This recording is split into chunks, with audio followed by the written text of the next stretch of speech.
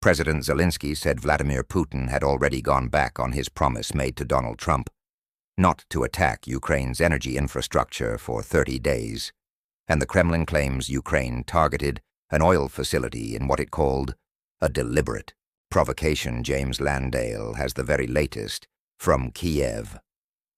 Music. This is not what a ceasefire looks like. These are Russian drones striking a hospital in Sumy in the east of Ukraine, according to the emergency services further south.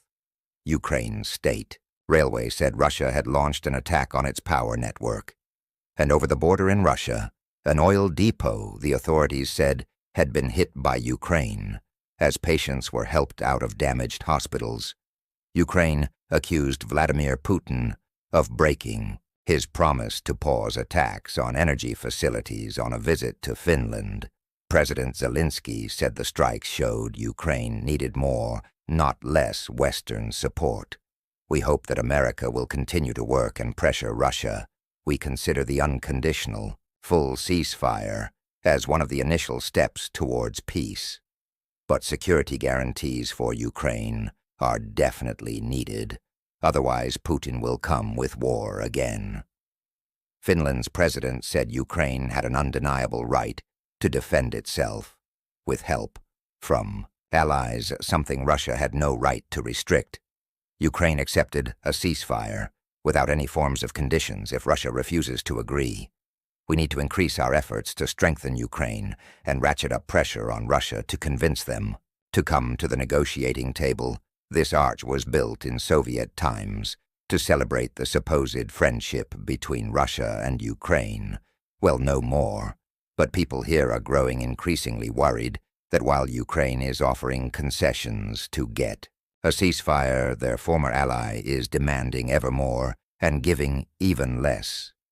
But amid the gloom, some light.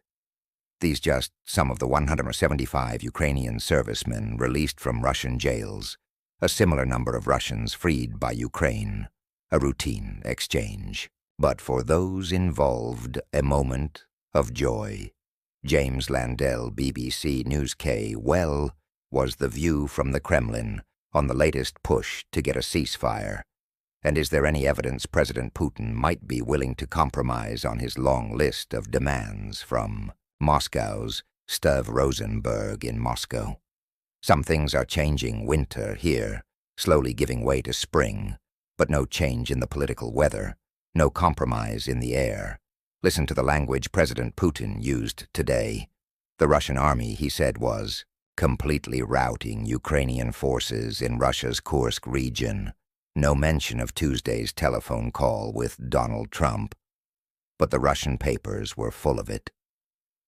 Vladimir Putin believes that Russia is winning the war against Ukraine and is in no rush to declare a comprehensive ceasefire.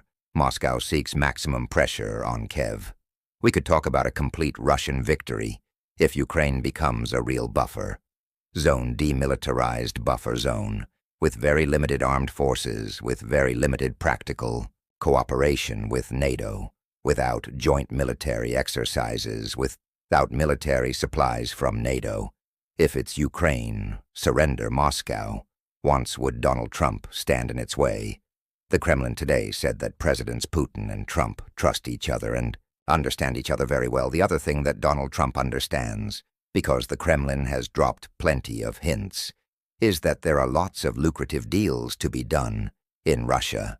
It's why Ukrainians fear that President Trump will prioritize that over helping Kiev get a fair deal to end the war. The Kremlin praises Donald Trump, but on the streets of Moscow, they're skeptical.